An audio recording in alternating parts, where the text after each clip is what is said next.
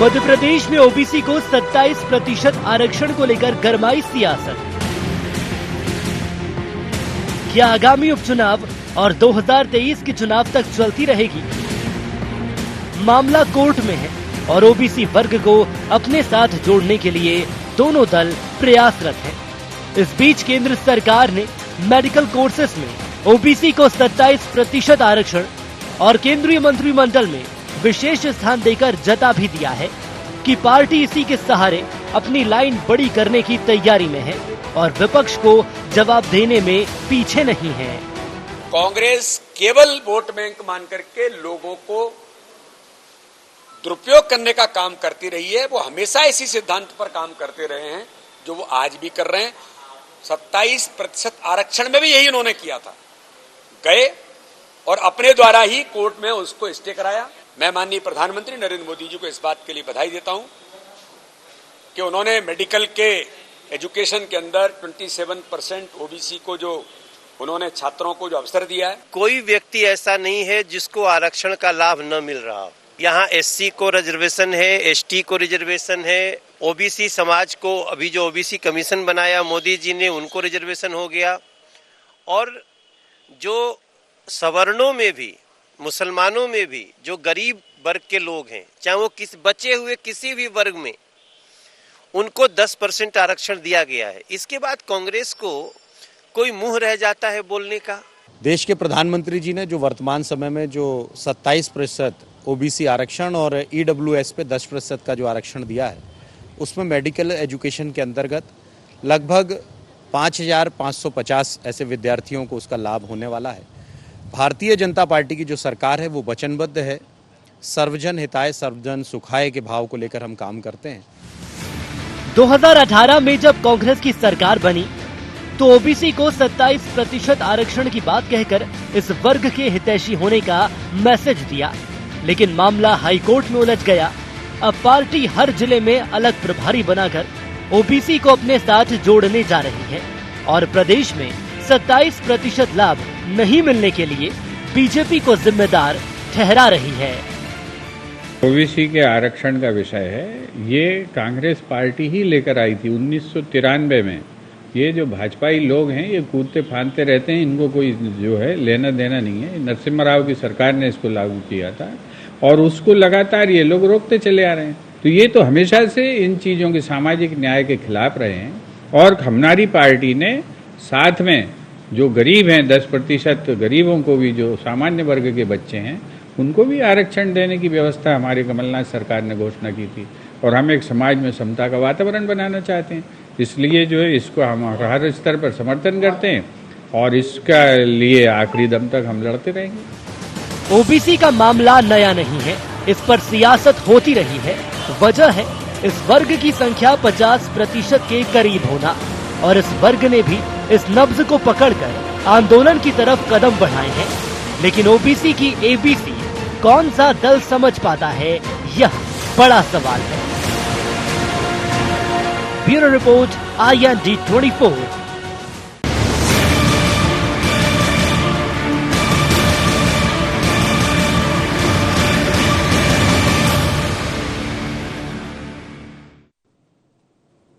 नमस्कार, ID agenda में आपका स्वागत है। मैं हूं मनोज सैनी। आज का एजेंडा है ओबीसी की एबीसीडी। हम इस पर बात करेंगे, लेकिन उससे पहले डाल लेते हैं कुछ खास बिंदुओं पर निगाह। क्या प्रदेश में ओबीसी को 27% आरक्षण सियासी शिगुफा? क्या केंद्र ने मेडिकल कोर्सेस में ओबीसी को आरक्षण देकर चला मास्टर कार्ड? प्रदेश सरकार सुप्रीम कोर्ट में अपना पक्ष रख दिला पाएगी 27% आरक्षण? देश और प्रदेश में ओबीसी कार्ड के जरिए राजनीतिक दल क्या सेक रहे हैं वोटों की रोटियां? इसी पर हम बात करेंगे। आपको याद होगा मंडल कमीशन, लेकिन उसके बाद से लगातार ओबीसी को आरक्षण देने की बात चलती रही, पर मसला आज तक नहीं सुलझा। मध्य प्रदेश में भी कांग्रेस की सरकार आई, कहा कि 27% आरक्षण दिया जाएगा, लेकिन आगे जाकर कोर्ट में अटक गया। और अभी तक क्या होगा आगे, क्योंकि सुनवाई चल रही है। सरकार ये कह रही है कि हम सुप्रीम कोर्ट तक जाएंगे और हर हाल में ओबीसी को 27% आरक्षण दिलाने का काम करेंगे, लेकिन तकनीकी रूप से समझे जो बात कही जा रही है तो थोड़ा सा मुश्किल दिखाई देता है।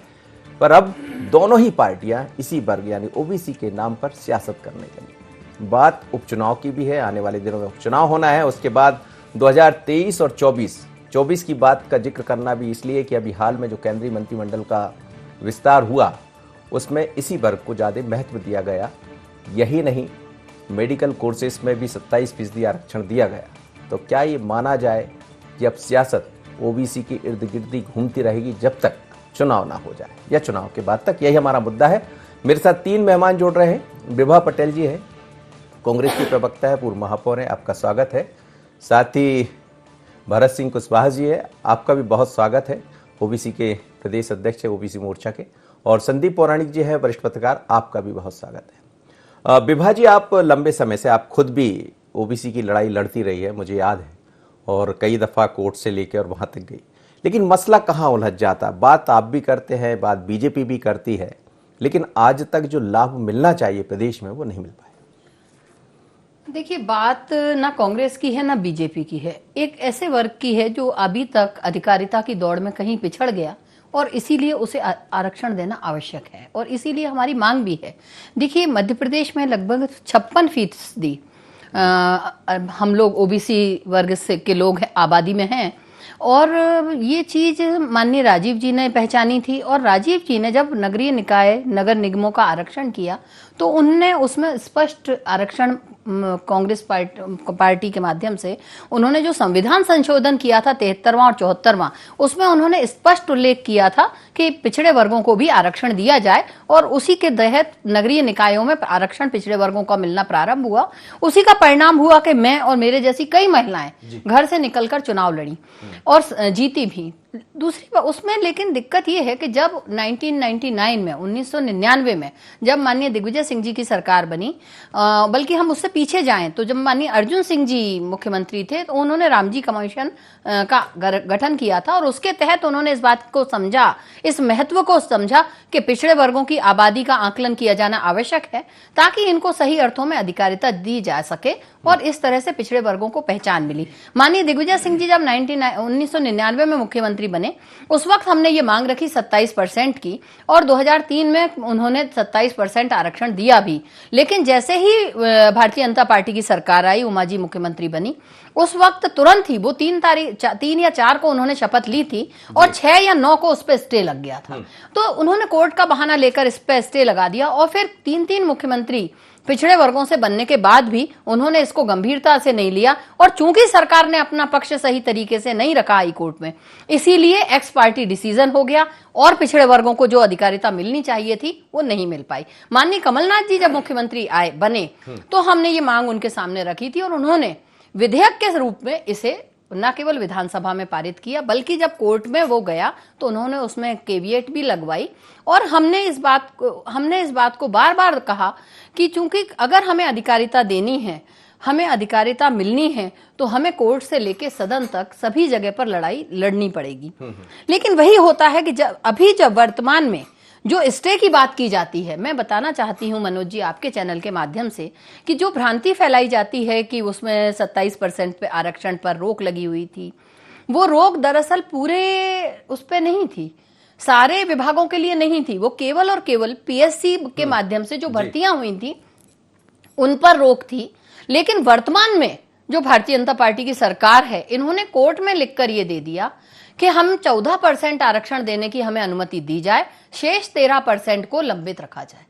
ये कोर्ट में लिखकर दिया गया है। जब कोई सरकार लिखकर कोर्ट में इस तरह से दे तो हम कैसे अपेक्षा कर सकते हैं? हम यानी भारतीय जनता कांग्रेस नहीं, भारतीय जनता पार्टी नहीं, हम पिछड़े वर्गों की लोगों की बात करते हैं कि आपने ही याचिका लगवा दी। नहीं, कांग्रेस पार्टी ने ना तो अगर कांग्रेस पार्टी ने याचिका लगवाई है तो ये एक व्यक्ति का नाम बता दें जिसने, जो कांग्रेसी है और जिसने इस पर स्टे लगाने के लिए आवेदन किया है, एक व्यक्ति का नाम बताएं। लेकिन मैं बताती हूं कब इन्होंने पक्ष ढंग से नहीं रखा और जिस कोर्ट में सरकार लिखकर क्यों दे रही है कि हमें 14% की अनुमति दी जाए, शेष 13% लंबित रखा जाए। कोर्ट को क्या आपत्ति होगी? उन्होंने 14 की आपको अनुमति दे दी, तो ये तो अधिकारिता खत्म करने का स्वयं शुरुआत कर रहे हैं। चलिए मैं जवाब ले लेता हूं जी। कुशवाहा साहब जी माननीय, क्यों नहीं हो पा रहा? आप बात करते हैं, आप अपनी बात करते हैं, कांग्रेस अपनी बात करती है। आप कहते हैं कि कांग्रेस ने खुद याचिका लगवा दी और अब आप सुप्रीम कोर्ट जाने की तैयारी में भी।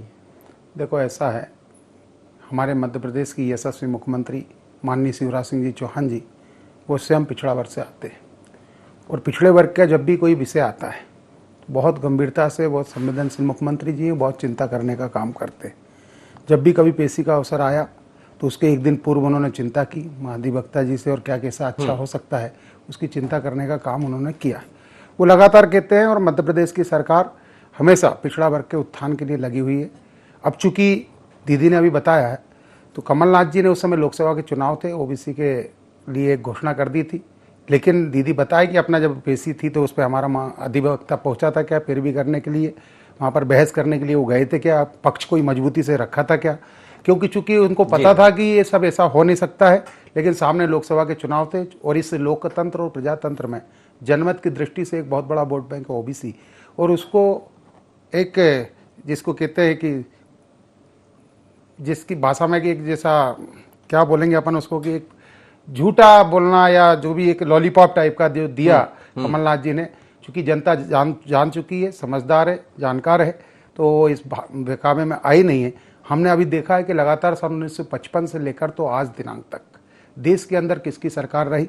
अगर कांग्रेस ओबीसी की पक्षधर होती, ओबीसी को सम्मान देना चाहती, तो संवैधानिक आयोग को दर्जा देना चाहिए था। क्रीमी लेयर की आय सीमा 6 लाख से 8 लाख जो बढ़ाई गई है, वो काम कांग्रेस को करना था। संवैधानिक दर्जा जो ताकत देने का काम किया है, जिसमें कि पिछड़ा वर्ग की जातियों का चिंतन अध्ययन करने का काम, मैं आपको स्पष्ट कर दे, बात रखिए, बात सुनिए, करिए आपने बात। तो एक संविधान के तहत जो एक ताकत देने का काम किया था, तो वो देश की यशस्वी प्रधानमंत्री नरेंद्र मोदी जी ने किया है। जबकि 15 साल की सरकार ने पिछड़ा वर्ग के उत्थान के लिए वो कार्य किए जो आने वाले 70 साल और आने वाले कई आगे 100 सालों तक नहीं हो सकते थे। वो कार्य माननीय देश की यशस्वी प्रधानमंत्री नरेंद्र मोदी जी के नेतृत्व में हुए हैं। कई जन कल्याणकारी योजनाएं चलाई गई। 27% आरक्षण को लेकर अभी आपने देखा होगा कि कल ही हमारे मेडिकल के क्षेत्र में एमबीबीएस, बीडीएस, डेंटिस्ट, ऐसे जो नीट की परीक्षा में नहीं आ पाते थे आरक्षण के कारण, कई जो बच्चों का सपना रहता था कि हम पिछड़ा वर्ग में आगे के हैं और हम कभी डॉक्टर बनेंगे, लेकिन मोदी जी ने वो भी स्वप्न को साकार करने का काम किया। 27% आरक्षण मेडिकल के क्षेत्र में दिया। निम्न आय वर्ग के जो हमारे ऐसे जो व्यक्ति हैं उनको भी 10% का आरक्षण दिया। मतलब माननीय प्रधानमंत्री जी ने सर्वजन हिताय, सर्वजन सुखाय, सबका साथ, सबका विकास और अंतिम पंक्ति के व्यक्ति का उत्थान होना चाहिए, उस भाव को लेकर भी इस कार्य को किया है। और इसके लिए भी हमारी सरकार कटिबद्ध है, संकल्पबद्ध है। 27% नहीं, अंतिम पंक्ति की बात तो आप हमेशा कर, सभी करते हैं अंतिम पंक्ति, अंतिम पंक्ति का उत्थान करने की बात सब करते हैं, लेकिन चरितार्थ करने का काम कोई करता है तो सिर्फ वो एकमात्र भारतीय जनता पार्टी है, जिसकी यशस्वी हमारे नेता नरेंद्र मोदी जी और मध्य प्रदेश के हमारे मुख्यमंत्री शिवराज सिंह जी चौहान है। वह पार्टी भारतीय जनता पार्टी, इसके हमारे यशस्वी प्रदेश अध्यक्ष। मैं आपको और एक और बात बताना चाहता हूं कि हम पिछड़ा वर्ग के उत्थान के लिए, तो आप देखिए हमारे यहाँ मोर्चा के 7 अध्यक्ष है। 7 अध्यक्षों में से हम सब जानते हैं कि एससी का अध्यक्ष एससी समाज का बनेगा, एसटी का अध्यक्ष एसटी समाज का बनेगा, और युवा मोर्चा के अंदर, महिला मोर्चा के अंदर, किसान मोर्चा और पिछड़ा वर्ग मोर्चा का भी पिछड़ा वर्ग का बनता है। लेकिन हमारी यशस्वी प्रदेश अध्यक्ष बीडी शर्मा जी ने सभी मोर्चों के जो अध्यक्ष बने वो सब ओबीसी के बनाए हैं। और इससे बड़ा उदाहरण समझ रहा हूं, इसीलिए तो आज बात कर रहा हूं। देखिए, मैं इनकी बातों का जवाब दे दूं जो ये बात कर रहे हैं। एक प्रतिक्रिया ले लो। हाँ संदीप जी, आप दोनों को सुन रहे थे, फिर उसके बाद में बाजी के पास चलता हूं। लेकिन सवाल यही है, क्या उपचुनाव से लेकर 2023-24 तक अब जो राजनीति है, अब जो सियासत है, वो ओबीसी के इर्द गिर्द घूमती रहेगी? मनोज जी, हमारे यहाँ राजनीति में जब भी चुनाव आते हैं, राजनीतिक दलों का एक नए नए शिगुफा लेके आ जाते हैं। बात यह है कि जो अगले चुनाव महत्वपूर्ण है, मध्य प्रदेश की हम बात कर लें और देश की बात कर लें, ओबीसी जैसे उत्तर प्रदेश की बात है या बिहार की बात आती है, तब भी वहां जातिवादी राजनीति का बोलबाला है। मध्य प्रदेश वो राज्य है जहां अब तक जातिवादी राजनीति का बोलबाला नहीं रहा है। कभी भी हमारे यहाँ ओबीसी और सामान्य वर्ग के बीच खाई नहीं खिंची है। राजनीतिक दल अपने स्वार्थ के लिए, वो कहते जरूर है कि हम उस वर्ग का भला चाहते हैं। हम ये जानना चाहते हैं कि जब आप वर्ग का भला चाहते हैं तो क्या उनकी हिस्सेदारी है उस संख्या के आधार पर?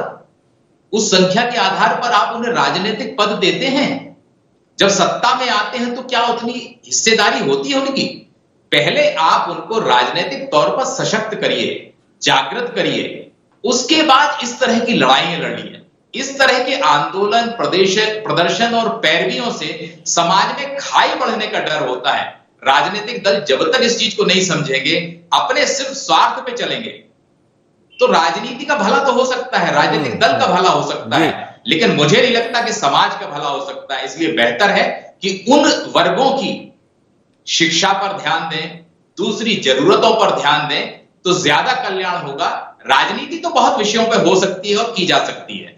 उत्तर प्रदेश के चुनाव करीब हैं, इसलिए ओबीसी का मसला सबसे ज्यादा उठ रहा है। और यह तय मान के चलिए कि अभी तो शुरुआत है, चुनाव जो जो करीब आएंगे ओबीसी का मसला और गंभीर रूप लेगा। जी विभा जी, आप कुछ कह रही थी।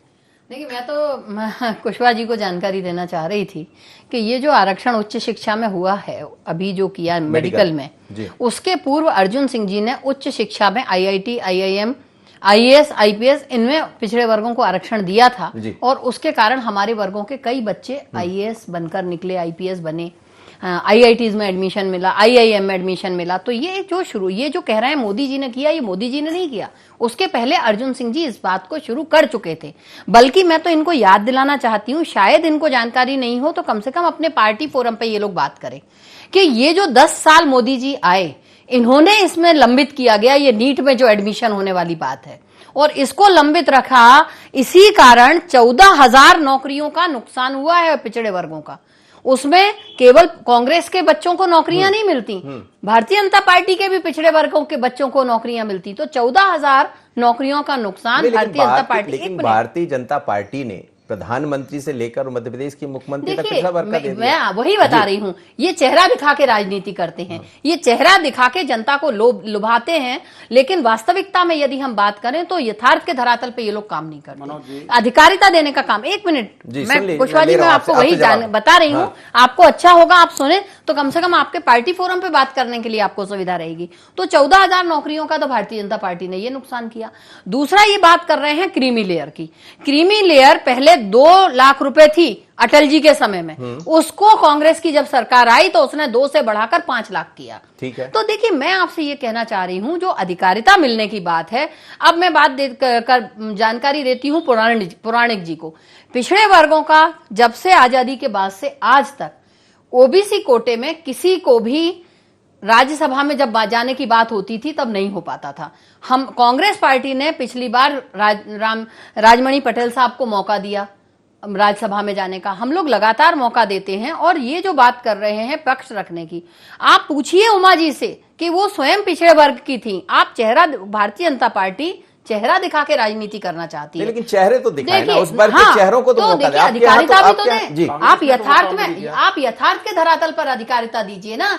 बात उसकी नहीं है कि आपने किसका चेहरा दिखाया, आवश्यकता इस बात की है कि हमारा जो गरीब वर्ग का व्यक्ति, देखिए ना आरक्षण की आवश्यकता मुझे है ना मेरे परिवार को है, लेकिन पिछड़े वर्गों की बात है, इसलिए हम उस लड़ाई को लड़ रहे हैं। आज मैं ही तो पूरा समाज नहीं हूं, या कुशवाहा जी ही तो पूरा समाज नहीं है। समाज में आज वे बच्चे भी हैं जो वास्तव में जिन्हें आरक्षण जब चुनाव आते, मैं आपको पूरी एक और बात जानकारी दूं। जब उमा भारती जी आई, जब दिग्विजय सिंह जी मुख्यमंत्री थे, तो मध्य प्रदेश में जो काउंसलिंग होती थी वो पहले सामान्य वर्गों की होती थी, और उसको इसीलिए जो हमारे इंटेलिजेंट बच्चे होते थे उनको सामान्य वर्ग में एडमिशन मिल जाता था। उसके बाद पिछड़े वर्गों की होती थी, तो जो हमारे कमजोर बच्चे हैं उन्हें पिछड़े वर्गों में एडमिशन लेने का मौका मिलता था। वास्तव में उन्हें आरक्षण की आवश्यकता होती थी। लेकिन जब से भारतीय जनता पार्टी की सरकार आई, इन्होंने काउंसलिंग का क्रम पलट दिया। पहले ओबीसी की काउंसलिंग होती है। मैं पीएमटी पीईटी की बात कर रही हूं, तो जो एडमिशन लेने वाले हमारे ओबीसी के बच्चे जो इंटेलिजेंट भी होते हैं, लेकिन वो चूंकि ओबीसी लिख चुके होते हैं, तो काउंसलिंग में पहला क्रम होने के कारण उन्हें ओबीसी में एडमिशन लेना पड़ता है। तो सामान्य वर्गों को ज्यादा, इन्होंने तो क्या काम किया है, 50% आरक्षण सामान्य वर्ग को दे रहे हैं। ये पिछड़े वर्गों की चिंता नहीं कर रहे हैं, ये उनकी अधिकारिता मार रहे हैं जब से ये लोग शासन में आए। जवाब। तो पौराणिक जी ने जैसे बताया कि राजनीतिक हिस्सेदारी, तो मैं स्पष्ट कर दूं विषय कि 3 जुलाई सन 2015 को जब हमारे राष्ट्रीय अध्यक्ष अमित शाह जी जब थे, तो उन्होंने देखा कि एक बहुत बड़ा तबका है जिसकी राजनीतिक हिस्सेदारी भी होना चाहिए, तो उसका गठन किया ओबीसी मोर्चा राष्ट्रीय स्तर पर। मध्य प्रदेश में 14 दिसंबर 2016 को उसका गठन हुआ, और उसके पहले मोर्चे के अध्यक्ष हम यहाँ गठन में हुआ और बने जी। और जब पहले मोर्चे के अध्यक्ष बने, और नहीं, कांग्रेस में कब बना ये बताने की जरूरत नहीं, वो सब निकल के आएगा ना हिसाब किताब में, क्योंकि उसका गठन कब हुआ, फ्लेक्स कब लगे, कब उनका पदभार हुआ है, वो सब चर्चा में है और वो ध्यान आएगा। तो आपका विषय आप अपना बताइए। तो 14 दिसंबर 2016 को इसका गठन हुआ और 18 जनवरी 2017 से इसका कार्यभार ग्रहण का कार्यक्रम हुआ। तो मध्य प्रदेश के अंदर 3,59,938 कार्यकर्ताओं को दायित्व देने का अवसर मिला, पूरे 68,000 बूथ केंद्रों तक। जब हमारे 846 मंडल हुआ करते थे, 56 हमारे संगठनात्मक दृष्टि से जिला, अभी एक जिला और हमारा संगठन से बढ़ा, तो अब 57 हो गए, पहले 56 थे। उस समय 51 जिला था, नेवाड़ी बना तो 52 हो गए, तो 52 और प्लस महानगर को हमने ग्रामीण जिले में लिया, तो ऐसे 57 जिले। तो ऐसे सभी जगह हमने जो है पिछड़ा वर्ग को संगठनात्मक दृष्टि से भी राजनीतिक दृष्टि से आगे बढ़ाने का काम किया। 3 दिए से अभी दीदी ने बताया कि हमारे मुख्यमंत्री मध्य प्रदेश में पिछड़ा वर्ग के दिए हैं, उस पर जो संज्ञा दीदी ने दी वो अलग विषय, लेकिन 3 मुख्यमंत्री मध्य प्रदेश बनाने का साहस किसी का हुआ तो भारतीय जनता पार्टी के पिछड़ा वर्ग के लिए आगे लाने का काम किया है। अभी हाल ही में केंद्र में 27 ओबीसी के मंत्री बनाए। देश के इतिहास में अभी तक बताइए कौन सी पार्टी ने किसी 27 ओबीसी के मंत्रियों को किया। तो इस प्रकार से 27 केंद्र में मंत्री बनाने का जवाब दे दीजिए, पूरा इनका सुन लेते हैं। नहीं, आप जवाब दे दीजिए। नहीं, ये जो अधिकार इसकी बात कर रहे हैं, आप केवल चेहरा क्यों दिखाते हैं? वास्तविकता में आप क्यों बात नहीं करते कि जो काउंसलिंग का क्रम उलट दिया गया उसे आप, अरे तो आप सामान्य, अरे भाई आप लेने का काम, अरे माननीय आप जानकारी तो दें, आप अपनी पार्टी में बात क्यों नहीं करते कि काउंसलिंग का क्रम सामान्य वर्ग का पहले क्यों किया गया? हमारे जो, अरे आप भी पिछड़े वर्ग से आते हैं, अरे भगत सिंह जी आप पिछड़े वर्ग से आते हैं, आपको अधिकार दिलाने का काम करना चाहिए। अपने जो इंटेलिजेंट बच्चों का पीएससी में पिछड़े वर्ग की लड़कियों का अधिकार मांगा गया, आज वो लड़कियां दर-दर भटक रही हैं, उनके कोर्ट केस कौन हम लोग लड़ रहे हैं? पिछड़ों को आगे बढ़ा सकती है, पिछड़ों को आप अधिकारिता नहीं दे रहे हैं, केवल आप नाम दे रहे हैं, चेहरा दे रहे हैं, लेकिन अधिकारिता नहीं दे रहे। कांग्रेस ने सिर्फ गुमराह करने का काम आप लोग चेहरा दिखा रहे हैं, आप अधिकारिता नहीं दे रहे हैं। काउंसलिंग का क्रम पलटवाइए, यदि आपके मन में कोई चुनाव और मैं इनको जानकारी देती हूँ, लोग जो है यूनिवर्सिटीज में एकल पद दिए जा रहे हैं, आउटसोर्सिंग से नौकरियां भरी जा रही है, क्यों नहीं देते? क्यों नहीं देते आप लोग? देखिए ये लोग अधिकारिता नहीं दे सकते। आज हर और वो पिछड़ा वर्ग कांग्रेस को कभी माफ नहीं कर पाएगा। बच्चों को नौकरियां नहीं मिल रही हैं, बेरोजगार होकर नौजवान घूम रहा है, महंगाई चरम पर है। ये कोई बात इनके पास जवाब नहीं है, तय कर लिया, इनके पास जवाब नहीं है, आप इनके पास जगह नहीं, इनके पास जवाब नहीं। बहुत बड़ा वर्ग ओबीसी है, अगर ये वास्तव में स्वाभिमानी वर्ग है, उसने तय किया है कि आने वाले समय में और जवाब देंगे। तो ये जो जनरल का पहले होता था उसको शुरू करवाएं, क्योंकि परिणाम आगे लौट रहा हूं इनके पास अधिकारिता देने का काम नहीं है। यही राजनीति है, यही सियासत, इनके पास अधिकारिता देने का काम नहीं है। ये तो पूरी जनता देख रही है, देश की 135 करोड़ जनता को पता है कि पिछड़ों को कितना अधिकार है। बस यही चलता रहेगा। तो बच्चा शून्य से शिखर तक आपकी आवाज के पास बताएं कि जनरल की काउंसलिंग क्यों पहले नहीं हो रही है? से जो मंत्र दिया आउटसोर्सिंग पे एक जवाब ले क्यों नहीं आरक्षण करते हैं ये लोग? नौकरियों में क्यों जगह नहीं निकाल रहे जिससे पिछड़ों को आरक्षण नौकरियां मिले? पिछड़े वर्गों के लोगों के अधिकार आप आउटसोर्सिंग के माध्यम से कर रहे हैं। क्या बात कर रहे हैं? मैं लौट रहा हूँ मैं एक मिनट, इधर उधर की बात कर रहे हैं, लौट रहा हूँ भरत सिंह जी, लौट रहा हूँ मैं। आपके पास जवाब नहीं है, केवल आपको महिमा मंडन करना है अपने नेताओं का। नहीं, आप पिछड़े वर्गों के लिए जवाब नहीं दे पा रहे। ये सारे लोग देख रहे हैं, आप कैमरे पे बात कर रहे हैं। भगत सिंह जी आप बात करिए। ये जवाब के साथ में जो घात और जो धोखा कांग्रेस ने किया है, एक मिनट आप दोनों। हाँ संदीप जी, यही राजनीति सच मनोज जी, यही है वास्तविकता, यही है राजनीतिक दलों की। मैं ये जानना चाहता हूं, चाहे बीजेपी हो चाहे कांग्रेस हो, आरक्षण में नौकरी शिक्षा की बात तो हो रही है, क्या इन लोगों को वास्तव में सबल बनाने की कोशिश हुई है? आज हम ग्रामीण इलाके में जाते हैं, पिछड़ा वर्ग हो या अन्य वर्ग हो, दलित वर्ग हो, उसके अंदर एक अपना साहस पैदा क्यों नहीं हो पा रहा? क्या सिर्फ नौकरियों से हो जाएगा? हम उसे राजनीतिक तौर पर इतना सक्षम बनाने तैयार नहीं है। ठीक है, मेवात जी कह सकती है, कुशवाहा जी कह सकते हैं कि हम बैठे हुए हैं। एक वर्ग है आरक्षण का जिसको लाभ मिल जाता, जो नीचे का वर्ग है वो जहां का तहां रहता है। राजनीतिक दलों ने कभी भी कोशिश, जो वाकई में गांव में रहता है, अंतिम व्यक्ति होता है उस समाज का, उसको मजबूत करने के लिए क्या प्रयास किए गए? उस दिशा में राजनीतिक दलों का वास्तविक तौर से कभी ध्यान नहीं रहा। उन्हें सिर्फ वोट दिखते हैं। मैं किसी दल पे नहीं जा रहा जी। ईमानदारी से अगर कोशिश होती तो क्या हमें नहीं लगता कि अनुसूचित जाति जिसको हम इतने सालों से आरक्षण दे रहे हैं, उनकी जिंदगी बदल गई होती, पिछड़ा वर्ग की हालात बदल गए होते? ठीक, वास्तविकता ये है कि ऐसा हुआ नहीं, और यही कारण है कि जब तक कमजोर रहेगा ये वर्ग तब तक राजनीतिक दलों की राजनीति चलेगी। बिल्कुल। जिस दिन वो सक्षम हो जाएगा। एक मिनट भगत सिंह जी, मैं थोड़ा सा सम- पुराण जी को सम- जवाब सम- दूं। जी, समझ देखिए, जब राजीव जी ने आरक्षण दिया तो मजबूरी में ही सही, लेकिन लोगों को स्थान तो देना पड़ा, पिछड़ा वर्ग के ठीक, लोगों को, चल। और उसके माध्यम से अधिकारिता भी मिली। और जब नौकरियों में संदीप आरक्षण जी मिला कुछ कह रहे हैं आप? तो उसमें भी, समय वहां लिया, पर भी कह मजबूरी दीजिए में लोगों जल्दी को से। नौकरियां मिली, अधिकार संपन्न संदीप बने। जी कह दीजिए। विभा जी आप भी जानती हैं, आप गांव में जाके देखिए, पद जरूर मिल गया है आरक्षित को, लेकिन क्या वो स्थितियां महिला नहीं है, क्या बदली वो है। पुरुष नहीं, पिछड़े वर्ग का अगर जी, आप कर पा रहा है, चलिए, काम कर पा रहा है। भरत नहीं कर पा रहा? भगत जी, देखो, ऐसा 100 में है, से 10 नहीं कर पा रहे कांग्रेस ने हैं, तो तो वो भी 90 काम कर नहीं रहे किया हैं। पद देने का जो भारतीय जनता पार्टी में किया है। और जैसा आपने कहा कि सिर्फ ये कहने मात्र, मैं इसका प्रत्यक्ष स्वयं उदाहरण हूं कि मैं केटरिंग का एक प्लेट उठाने वाला व्यक्ति हूं, और मुझे भारतीय जनता पार्टी ने इस ओबीसी मोर्चा का प्रदेश का अध्यक्ष बनाया। जब मेरी घोषणा हुई थी उस समय मैं अपने प्लेटें साफ करवा रहा था, और मैंने, जब मेरे पास फोन आया कि भगत सिंह कुशवाहा जब प्रदेश के अध्यक्ष बने, तो मैंने उस व्यक्ति से कहा कि पता करो मध्य प्रदेश के अंदर कौन भगत सिंह जी बने, अपन उनका स्वागत करने चलेंगे। तो मुझे एक आधे घंटे बाद फोन आता है और मुझे बताया जाता है कि वो आप ही हैं भाई, जो आप ही प्रदेश के अध्यक्ष बने हैं। चलिए, ऐसे अंतिम पंक्ति का चलिए, उत्थान और अंतिम देखिए, पंक्ति की संकल्पना को साकार भगत सिंह करने जी, का बहुत काम धन्यवाद आपका, भारतीय समय जनता इजाजत। पार्टी ने किया, और हमेशा पिछड़ों को बढ़ाने का चलिए, काम किया समय है। इजाजत नहीं दे रहा, लेकिन ये राजनीति, आज बना है हमारे यहाँ, आप सभी मेहमानों का बहुत बहुत धन्यवाद। पिछड़ा वर्ग है। लेकिन राजनीति चलती रहेगी जब तक चुनाव है, और जब जब चुनाव आते हैं तो बात पिछड़ा वर्ग की होती है, बात एससी की होती है, बात एसटी की होती है। लेकिन आज भी बतौर सामाजिक तौर पर देखें तो कई लोग हैं जो जहां के तहां हैं, ना विकास हुआ ना कोई काम, सिर्फ बातें होती है। पर क्या 27% आरक्षण की बात करने वाली पार्टियां आगे चलकर ये कर पाएंगी? यही बड़ा सवाल है। मुझे दीजिए इजाजत, बने रहिए ND24। नमस्कार।